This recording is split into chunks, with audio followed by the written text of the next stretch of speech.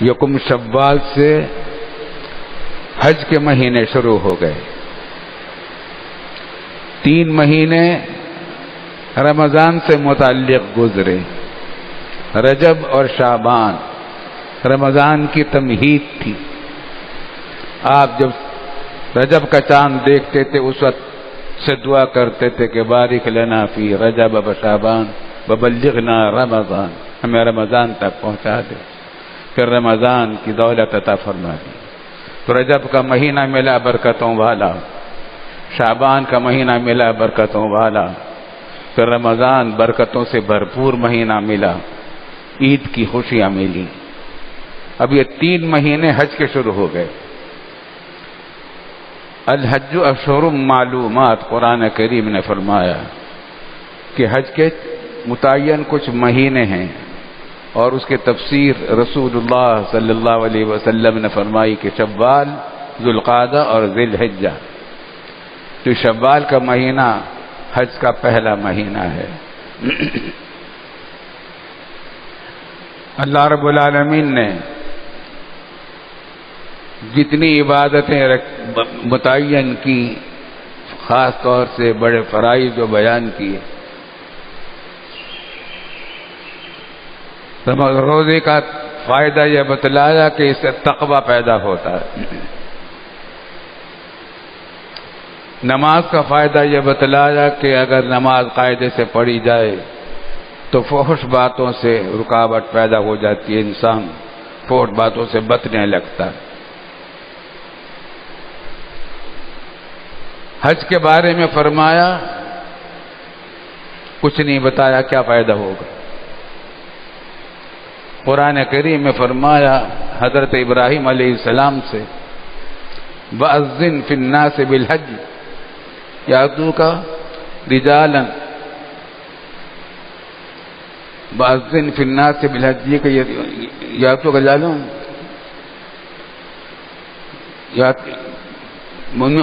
یاتین من کل فج عمیق. آپ اعلان کر دیجئے حج کا، لوگ آئیں گے، پیدل بھی آئیں گے، سواریوں پر سوار ہو کر بھی آئیں گے، قریب سے بھی آئیں گے، دور دراز سے بھی آئیں گے. اللہ تعالیٰ نے بتا دیا تھا کہ عبادت ایسی ہے کہ دور دراز سے لوگ آئیں گے. آگے فرمایا کیوں آئیں گے، وجہ بتائی.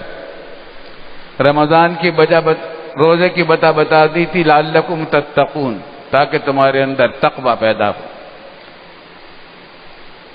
اور نماز کا فائدہ بتا دیا تھا کیا، ان الصلاۃ تنہی عن الفحشاء والمنکر، فحش کاموں سے، برے کاموں سے روکتی ہے.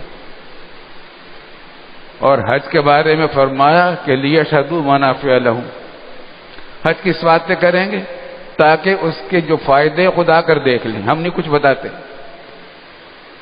ہم نہیں بتاتے کیا فائدہ ہوگا. وہ فائدے ایسے ہیں کہ وہ دیکھنے ہی سے متعلق ہیں.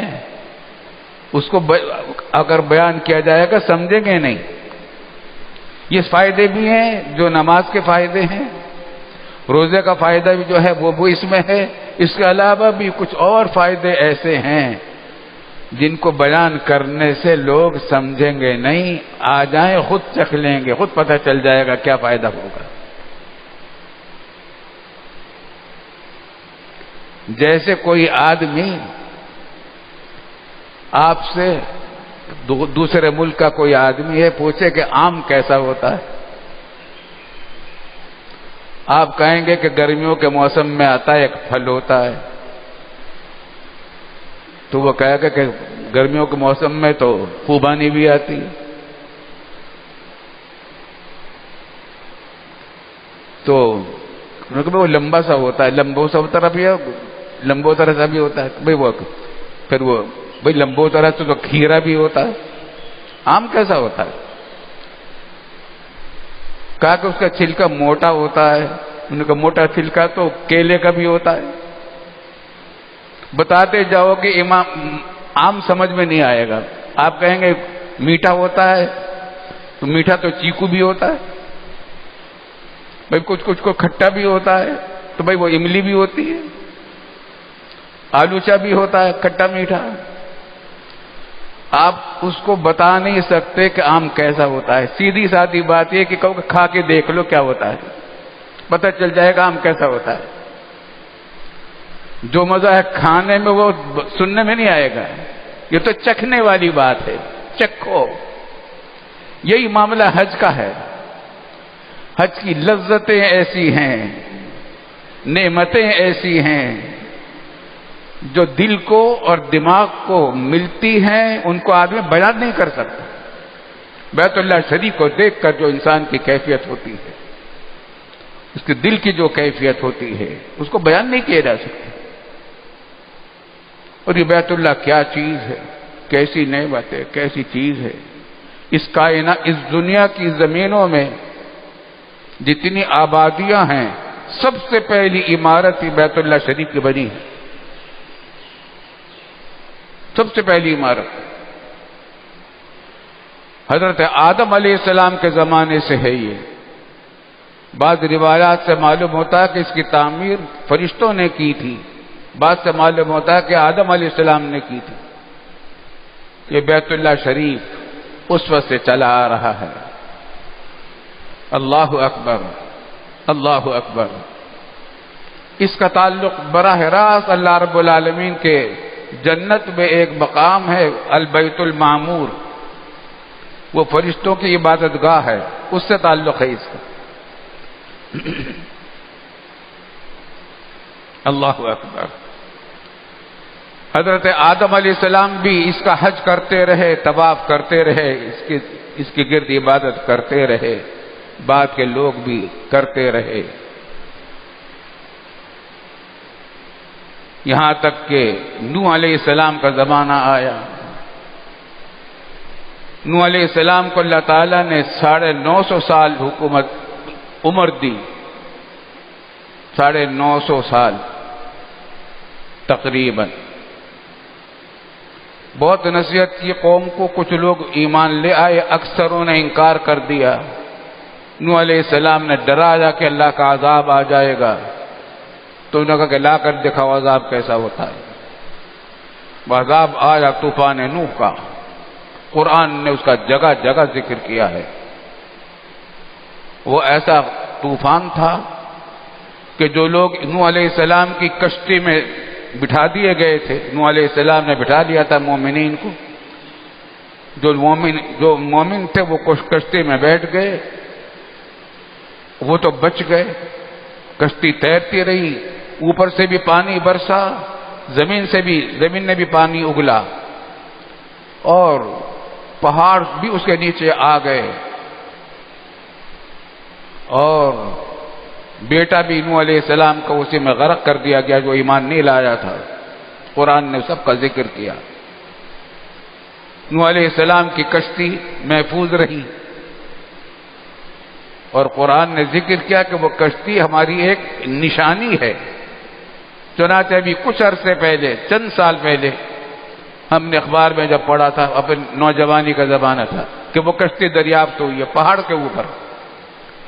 اب اندازہ کیجئے کشتی پہاڑ پر کہاں سے گئی؟ طوفان تھا. اس طوفان نوح کے اثرات پہاڑوں پر نظر آتے ہیں. سمندر کے جانوروں کی ہڈیاں اور اس کے اجزاء وہاں دریافت کیے گئے. چنانچہ موجودہ سائنس کے لوگ بھی طوفان نوح کو مانتے ہیں کہ ایک ایسا طوفان آیا تھا کبھی کہ پانی اتنی سطح تک پہنچ گیا تھا اور کشتی وہاں سے نکلی. اس میں بیت اللہ شریف کی عمارت بھی منہدم ہو گئی, اس کا نشان بھی ختم ہو گیا. کسی کو معلوم نہ رہا کہاں یہ نشان ہے, کہاں بیت اللہ ہے. یہاں تک کہ حضرت ابراہیم علیہ السلام کا دور آ گیا. عجیب داستان ہے بیت اللہ شریف کی.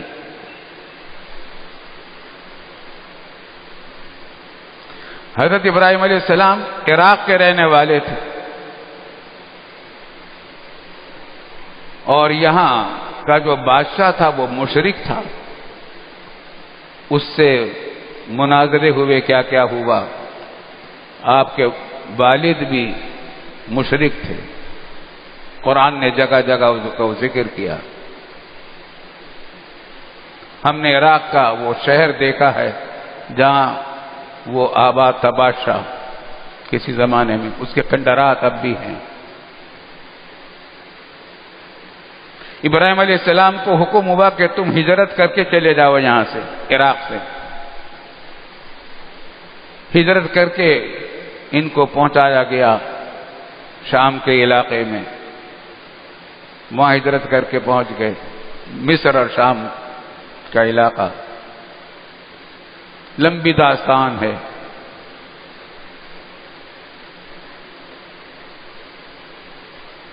80 سال سے بھی زیادہ جب عمر ہو گئی تھی، کوئی اولاد نہیں تھی، اللہ نے بیٹا عطا فرمایا اسماعیل علیہ السلام 80 سال کی عمر میں تقریباً، ابھی دودھ پیتا بچہ تھا۔ حضرت ہاجرہ آپ کی اہلیہ محترمہ تھی۔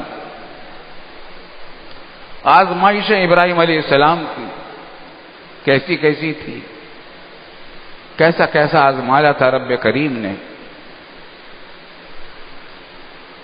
تقریباً 80 سال سے بھی اوپر عمر ابراہیم علیہ السلام کی، دودھ پیتا بچہ اور بیوی۔ اللہ تعالیٰ نے براق بھیجا،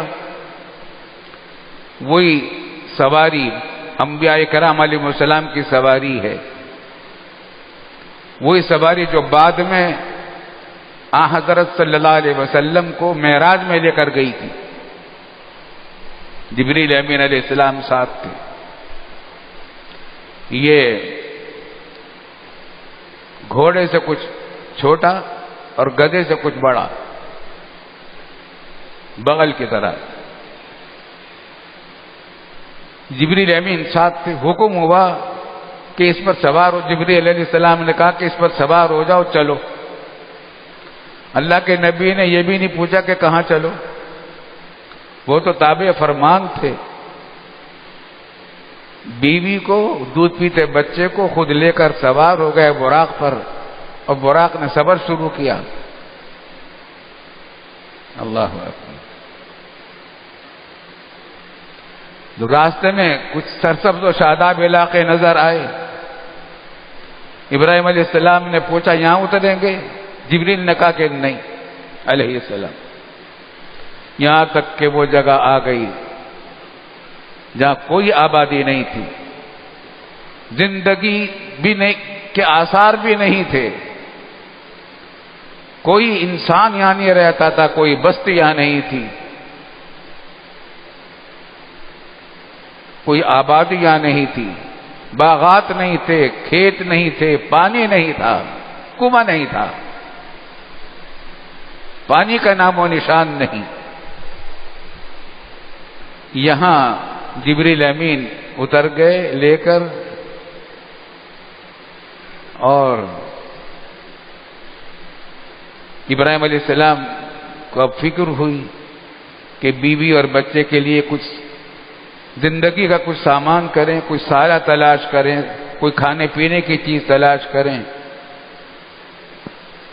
نکلے، شروع میں تو ادھر ادھر دیکھتے گئے، لیکن اس کے بعد پھر سیدھے چلنے لگے۔ حضرت ہاجرہ نے محسوس کیا کہ یہ ابھی تک تو تلاش کر رہے تھے کسی چیز کو، پانی وغیرہ کو، ابھی ناک کی سیدھ میں چلے جا رہے ہیں۔ ان کو خطرہ ہوا کہ شاید یہ ہمیں چھوڑ کر چلے جائیں گے۔ پوچھا کہ آپ ہمیں چھوڑ کر جا رہے ہیں؟ تو جواب نہیں دیا، بار بار پکارا۔ تو پھر حضرت ہاجرہ نے کہا کہ اگر آپ کو اللہ نے ایسا ہی حکم دیا ہے کہ آپ ہمیں چھوڑ کر چلے جائیں تو ٹھیک ہے، ہمیں بھی فکر نہیں ہے، آپ چلے جائیں، اللہ ہماری حفاظت کرے گا۔ نبی کی بیوی تھی، اسماعیل کی ماں تھی، یہ بچہ اسماعیل تھا، دودھ پیتا بیچا۔ ابراہیم علیہ السلام کو حکم ہوا کہ واپس چلے جاؤ۔ اسی حالت میں چھوڑ کر ابراہیم علیہ السلام واپس چلے گئے شام اور مصر وغیرہ کے علاقوں میں۔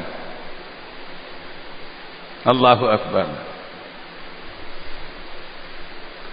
سال میں اب یہاں کیسی زندگی رہی؟ تو حضرت ہاجرہ پانی کی تلاش میں رہی تو ایک پہاڑ پر چڑھی، برابر میں صفا پہاڑ تھا، وہی صفا پہاڑ جہاں اب صحیح ہوتی ہے، اس پر پڑی تاکہ چڑھی تاکہ وہاں سے کچھ پانی کے نشان نظر آئے، نظر نہیں آئے تو دوسرا پہاڑ تھا مروہ، اس کی طرف چلی تو اپنے بچے کو دیکھتی جاتی تھی، بچہ سامنے نظر آتا تھا، دیکھ بھی رہی تھی، چل بھی رہی تھی، بچے کو دیکھ بھی رہی تھی، لیکن راستے میں ایک جگہ ایسی آئی کہ بچہ نظر نہیں آتا تھا، تو دوڑ کر چلی اور آگے چل کر پھر پیدل چلتی رہی، مروہ پہ پہنچی، وہاں سے پھر واپس آئیں اور یہاں دوبارہ دوڑ کر چلی اور پھر صفا پر چڑھی، 7 چکر لگائے، 7 چکر لگائے۔ اچانک دیکھا کہ کچھ بچے کے پاس کوئی ہے، اب جا کر دیکھتی ہیں تو بچے نے بل بلا کر پیاس سے بےتاب ہو کر اپنے ایڑیاں رگڑی تھی زمین پر، وہاں سے چشمہ ابل آیا، یہ زمزم ہے، یہ زمزم ہے، زمزم کا چشمہ ابل آیا، زندگی کا سامان ہوا، اللہ کی طرف سے نعمت ملی، راحت ملی۔ انہوں نے پانی روکنے کے لیے حوض بنا لیا، مینڈے بنا لی تاکہ پانی ضائع نہ ہو جائے۔ کس کس طریقے سے سامان کیے ہیں؟ سارے سامان تھے حج بیت اللہ کے اور تاجدار دو عالم سرور کونین صلی اللہ علیہ وسلم کے استقبال کے۔ کیا ہوا؟ ایک قبیلہ تھا بنو جرہم، پورے جزیرہ نما عرب میں پانی کی قلت تھی اور کسی جگہ کہیں پانی ہوتا تھا تو قبیلے کے لوگ کچھ لوگ آ کر وہاں آباد ہو جاتے تھے اور اس سے گزارا کرتے تھے۔ جب وہاں کا پانی ختم ہونے لگتا تھا تو کسی دوسری جگہ چلے جاتے تھے۔ بنو جرم کا علاقے کے لوگ پانی کی تلاش میں چلے آ رہے تھے، چل پھر رہے تھے، پانی نظر نہیں آ رہا تھا۔ انہوں نے ٹٹیری دیکھی، ایک پرندہ ہوتا ہے، اس کو ہم اردو میں ٹٹیری کہتے ہیں اور عربی میں قطات کہتے ہیں، قطات، قاف قا الف تے۔ اس کو دیکھا ٹٹیری کو کہ وہ کسی تیزی سے اڑی جا رہی ہے۔ ٹٹیری کی خصوصیت یہ ہے کہ اس کو پانی بہت دور سے نظر آ جاتا ہے، بلندی پر اڑتی ہے اور پانی دور سے نظر آ جاتا ہے، اور جو لوگ شکاری ہوتے ہیں پانی کی تلاش میں وہ ٹٹیری کو تلاش کرتے رہتے کہ ٹٹیری کہاں جا رہی ہے۔ ان کی جو نظر پڑی کہ ٹٹیری چلی جا رہی ہے کسی سمت میں، تو بنو جرم کا قبیلہ بھی اسی سمت میں چل پڑا۔ چلتے چلتے چلتے جو پہنچے تو یہاں ایک عورت کو اور ایک بچے کو پایا۔ خوشی ہوئی، اجازت مانگی تو حضرت ہاجرہ نے اجازت دے دی کہ یہاں ٹھہر جاؤ۔ یہ بنو جرم یہاں ٹھہر گئے۔ یہ بستی بنی مکہ مکرمہ کی، بستی کا آغاز ہوا اور یہ بنو جرم یہاں آباد ہو گئے۔ اب شادیاں بیاہ بھی یہاں چلیں۔ حضرت اسماعیل علیہ السلام کی پرورش بھی یہاں ہوئی، چلنے پھرنے کے قابل بھی ہو گئے۔ حضرت ابراہیم علیہ السلام سال میں ایک مرتبہ آتے تھے، دیکھ بھال کر کے واپس چلے جایا کرتے تھے۔ اللہ اکبر، یہ سلسلہ چل رہا تھا۔ ایک مرتبہ خواب میں دکھایا گیا آپ صلی اللہ علیہ ابراہیم علیہ السلام کو کہ کہ بیٹے کے گلے پر کھلی چھری چلا رہے ہیں. جب چلنے پھرنے کے قابل ہوا اسماعیل علیہ السلام تو حکم یہ خواب دکھا دیا گیا. اور نبی کا خواب وہی ہوتا ہے، عام آدمی کا خواب وہی نہیں ہوتا، نبی کا خواب وہی ہوتا ہے. انہوں نے لمبا قصہ ہے، لمبی داستان ہے. مکہ معظمہ کی بستی سے باہر نکلے تاکہ کوئی روکنے والا نہ ہو، چھری لی ساتھ، اپنے بچے کو لیا، پیارا بچہ جو بڑی تمناؤں سے ملا تھا، دعاؤں سے ملا تھا، چلنے پھرنے کے کچھ قابل ہوا تھا، اس کو اب ذبح کرنا تھا. تو مکہ مکرمہ کی آبادی سے باہر نکل کر ایک دو پہاڑوں کے درمیان کچھ راستہ سا تھا، وہاں پہنچے. لمبا قصہ ہے، شیطان نے روکنے کی کوششیں بھی کی، چھری گلے پر چلائی، لیکن چھری پوری قوت سے چلائی ابراہیم علیہ السلام نے، لیکن چھری پر کو حکم آ گیا تھا اللہ کی طرف سے کہ اسماعیل کا گلا نہ کاٹنا. جیسے ابراہیم علیہ السلام کو جب مشرکین نے آگ میں پھینکا تھا تو آگ کو حکم آ گیا تھا کہ کناروں کو نہیں، بردم و سلامہ، آگ تو ٹھنڈی ہو جا اور سلامتی بن جا ابراہیم پر. اسی طریقے سے چھری پر بھی حکم آ گیا کہ تیرا کام گلا کاٹنا نہیں ہے. امتحان پورا ہو گیا ہے. صدقت الرؤیا، قرآن کریم میں آیا کہ تم ابراہیم علیہ السلام سے خطاب ہوا کہ آپ نے اپنے خواب کو سچا کر دیا ہے. بنا دینا یا ابراہیم قد صدقت الرؤیا. اس طریقے سے جان بھی بچ گئی.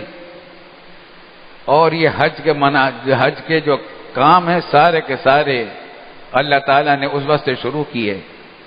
حج کی بیت اللہ کا طواف، حج کی سعی، صفا اور مروہ کے درمیان، بیچ میں دوڑنا اور قربانی، اور مینا میں وہاں جا کر قیام کرنا، یہ سب کے سب اللہ تعالیٰ نے سامان کیے. اس وقت سے ابراہیم علیہ السلام کے زمانے سے یہ سب سلسلہ چل رہا ہے. اور یہاں کیوں لایا گیا تھا اسماعیل علیہ السلام کو؟ بیت اللہ شریف کی تعمیر کا حکم آیا تھا کہ تعمیر کیجیے. وہ جگہ دکھائی گئیں، تعمیر کی گئی. وہیں جہاں آدم علیہ السلام کے زمانے کی تعمیر تھی اسی جگہ پر ابراہیم علیہ السلام نے اور اسماعیل علیہ السلام نے بیت اللہ شریف کی تعمیر کی. مقام ابراہیم کا جو پتھر ہے آج بھی مسجد حرام میں رکھا ہوا ہے. اس نے وہ کام کیا جو آج کل یہ تعمیرات کے لوگ کرتے ہیں کہ لفٹ کا کام کیا. اسماعیل علیہ السلام اور ابراہیم علیہ السلام نے اس کے اوپر کھڑے ہو جاتے تھے. جب اوپر چڑھنا ہوتا تھا پتھر اوپر چلے جاتا تھا، جب اترنا ہوتا تو پتھر نیچے ہو جاتا تھا. اس طریقے سے بیت اللہ کی تعمیر ہوئی اور حکم ہوا کہ آپ اس کا طواف کریں. تو یہ طواف کا سلسلہ بھی چلا اور یہاں تک کہ یہیں پر اسماعیل علیہ السلام کی نسل چلی. دو قسمیں ہو گئی ابراہیم علیہ السلام کی اولاد میں. ابراہیم علیہ السلام کو ایک دوسرا بیٹا عطا فرمایا گیا، اسحاق علیہ السلام.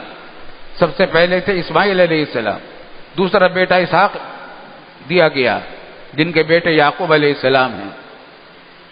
یعقوب کا دوسرا نام اسرائیل ہے. تو بیٹوں کی نسلیں چلی. اسماعیل علیہ السلام کی نسل چلی جزیرہ نما عرب میں، یہ بنو اسماعیل کہلائے. جتنے عرب ہیں یہ سب بنو اسماعیل ہیں. اور اسحاق علیہ السلام کے اولاد میں، یعقوب علیہ السلام کے اولاد میں جو ہے وہ بنو اسرائیل کہلائے. بنی اسرائیل، بنو اسماعیل، یہ دونوں نسلیں چلی ابراہیم علیہ السلام کے زمانے سے. بنو اسرائیل میں بہت انبیاء پیدا ہوئے. اسحاق علیہ السلام کے اولاد میں یعقوب علیہ السلام ہے، یعقوب علیہ السلام کے اولاد میں یوسف علیہ السلام ہے، اور کتنے بزرگ ہیں. پیدر پہ سارے انبیاء آتے رہے. داؤد علیہ السلام، موسیٰ علیہ السلام، عیسیٰ علیہ السلام، سلیمان علیہ السلام، شعیب علیہ السلام، یہ سب آئے. بنو اسماعیل میں کوئی نبی نہیں آیا، جزیرہ نما عرب میں کوئی نبی نہیں آیا، ایک ہی آیا جس کی خاطر اسماعیل کو یہاں لایا گیا تھا، وہ تاجدار دو عالم سرور کونین صلی اللہ علیہ وسلم ہیں۔ اسماعیلی کی اولاد میں حضرت صلی اللہ علیہ وسلم مکہ مکرمہ میں ان کی تشریف آوری ہوئی، عبد المطلب کے بیٹے عبداللہ کے صاحبزادے محمد مصطفیٰ صلی اللہ علیہ وسلم۔ اللہ تعالی ہمیں ان کی امت میں ہونے کا شکر ادا کرنے کی توفیق دے اور ان کی سنتوں پر عمل کی توفیق دے۔ تو حج کا زمانہ یہ آ گیا ہے، باقی باتیں اب تو حج ہی کی باتیں چلیں گی، لمبی باتیں ہیں، عشق و محبت کی بھی باتیں ہیں، انشاءاللہ اگلی جمعہ کو بھی زندگی رہی تو اس پر بیان ہوگا۔ وآخر دعوانا الحمدللہ رب العالمین۔